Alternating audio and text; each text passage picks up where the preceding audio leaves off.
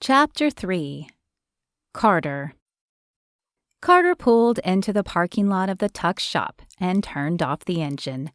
He'd accepted Jefferson's request to be a groomsman because he liked the guy. Mostly. But he'd had no idea he would have to be getting fit for a tux so soon. Didn't engagements usually last a year or something? Not that Carter would know. He'd never been engaged and was in no hurry to add it to his bucket list either. Jefferson, on the other hand, would be getting married for the second time. Carter supposed he could understand it in Jefferson's case. After all, he had a daughter from his first marriage who probably needed a mother. But Carter still didn't understand this marriage craze that seemed to be coursing through the Tornado team. For a brief moment, he wondered if maybe he was the one who was missing something. If they knew something about relationships that he didn't. But he quickly brushed that thought aside. He may not have been in any serious relationships, but he'd seen what happened to his father when his mother left. It had killed him. Killed the family, really, but definitely hit his dad the hardest. The once larger-than-life man had been left a shell of the force he'd been before, and Carter had no desire to follow in those footsteps. Women had their place. They were nice to look at. They were occasionally fun companions, but that was it. Nothing more. And though he wouldn't wish the pain his father went through on anyone, he was convinced Jefferson and the other guys would figure that out soon too. Sighing, he opened the car door and pocketed the keys. Today was not about him. It was about Jefferson. And even though there were parts of the guy that drove him crazy, he was a good guy and a great teammate. Not only was Jefferson talented, but he was always uplifting, encouraging the other players when they were down. If only he didn't talk about God so much. Carter didn't mind if people were religious. To each their own, right? But he didn't like hearing about how God had supposedly helped Jefferson heal faster. He didn't believe that for a minute. And he didn't understand how Jefferson could talk about God like he was a friend. That was probably the part that got to him most. Even when he'd been younger and thought perhaps there was a God, he'd never heard anyone speak to him, so how could Jefferson? Thankfully, Jefferson hadn't pushed Carter too much on the subject after the first time he brought it up. Carter had explained he didn't believe in God, and though Jefferson had cocked his head and studied Carter closely, he'd eased up on the God talk after one final statement. "Perhaps one day God will help you see."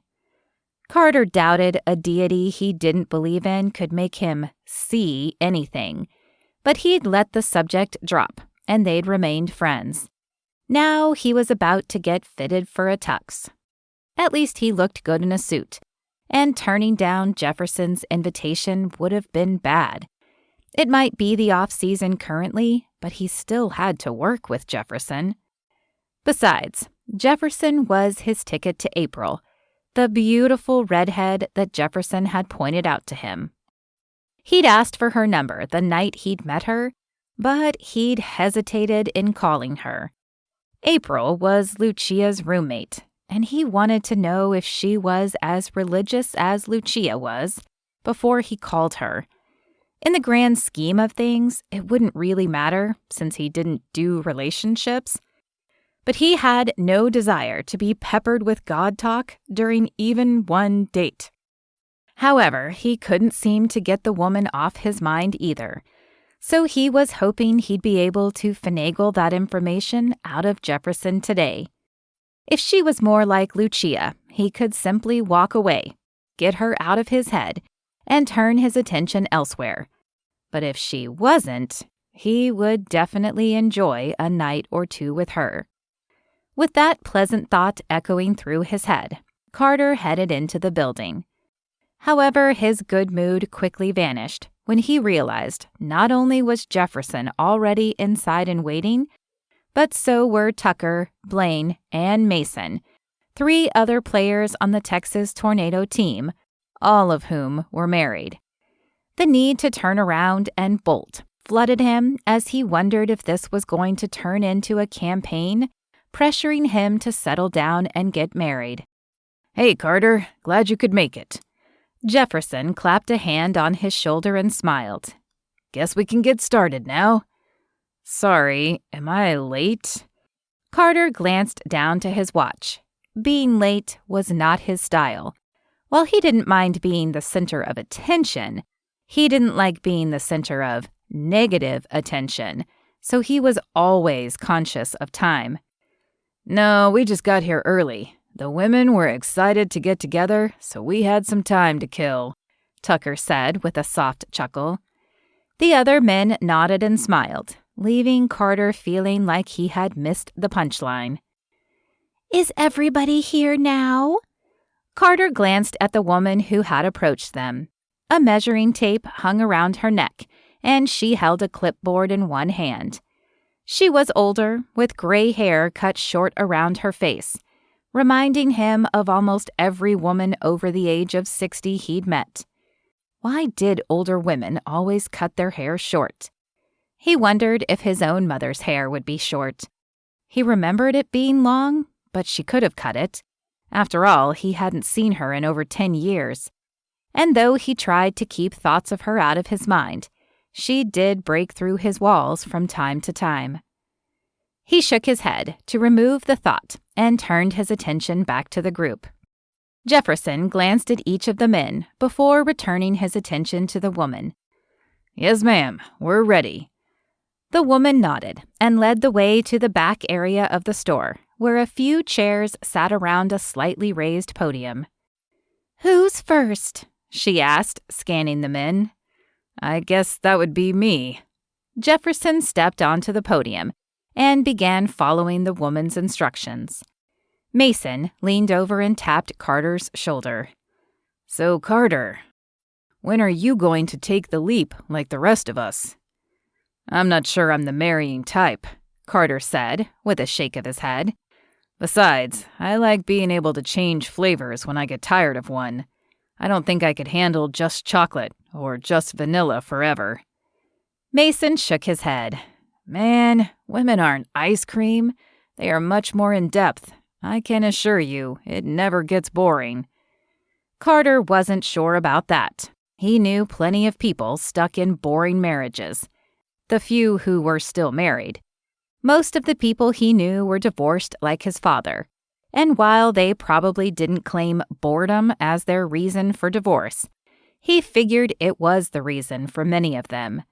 Sure, they claimed they fell out of love or didn't realize how hard it would be, but that was just a nicer way of saying they thought life would be different and grew bored of what they got instead. However, he could tell this company would not share his opinions. "I'll have to take your word on that." Carter flashed a small smile in hopes Mason would drop the subject, which thankfully he did, but only because he was called up next to get measured. Jefferson took his place and leaned over to Carter. "Hey, thanks for agreeing to be a groomsman. I know it might be a little weird with all the other guys being married, but I appreciate it." Carter offered a slight shrug and a nod. "Of course, I'm happy to help, but what's with the rush? Didn't you guys just get engaged?" In fact, it had been just a few weeks since Jefferson's proposal. Jefferson grinned. "We didn't want to wait. When you know, you know. And we already spend so much time together, we just figured we'd make it official. Since Lucia didn't want a big wedding, it was easy to get a venue and a date picked." "You already have the date picked?" Carter had heard of shotgun weddings, but they were generally because the bride was pregnant, and somehow he doubted that was the case with Lucia. He couldn't imagine rushing into a marriage, even if that was the case. But when it wasn't? Well, it was clear that he and Jefferson were very different. Jefferson's eyes danced, and his smile grew. He was generally a happy guy, but this was different. His face was practically glowing. We do. I'm telling you, man, when the right woman comes along, you'll understand. Speaking of which, his tone took on a teasing lilt. Have you asked April out yet? Not yet. Carter glanced at the other men. He wanted to have this conversation with Jefferson, but not with the other guys listening. However, they seemed focused on the fitting and not the hushed side conversation. I was going to ask you about that. April, I mean. I was hoping you could tell me a little more to make sure it's worth my while. Jefferson recoiled at the words, and his smile faltered. Worth your while? What do you mean?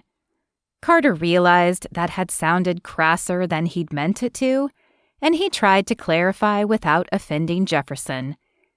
Well, no offense, Jefferson, but you know I'm not into religion like you are. I have no idea where April stands, but if she's like you and Lucia, there's probably no reason to pursue anything. Jefferson cocked his head and let his eyes study Carter's face. I'm not sure where April stands, but can I ask why it would be so bad if she were a believer? Oh boy, that was a loaded question, and Carter couldn't tell him the real reasons. 1, he just didn't want to listen to someone preach at him all day. 2, Carter believed in intimacy, but he didn't believe in marriage. He knew that would be an issue for some women who called themselves believers.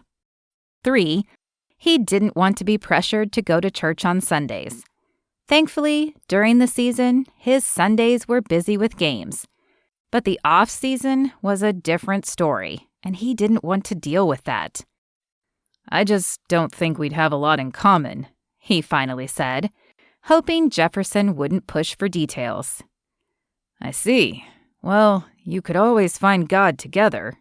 You know, he should be at the head of every relationship anyway. Carter shook his head. I know that works for you, but I have no use for God in my life.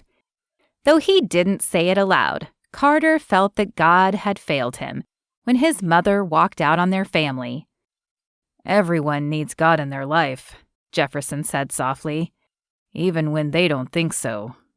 Thanks, but I think I'm doing pretty good, all on my own, Carter said, as the woman finished measuring Mason and indicated it was his turn. I hope you realize how wrong you are before he decides to allow something drastic to happen to get your attention. Drastic? Carter shook his head as he stepped up on the small podium. Jefferson was clearly a little delusional, but at least the conversation was over. Hopefully the man would take the hint that Carter wasn't interested in God being in his life and stop bringing it up, but somehow he kind of doubted it. At least some hope still existed for April. Though Jefferson hadn't said she wasn't religious, he hadn't said she was either. And since Jefferson talked about God nonstop, Carter figured April would have discussed it with him if she were a believer as well. The very fact that Jefferson didn't know how April felt gave Carter the push he needed to give her a call, after all.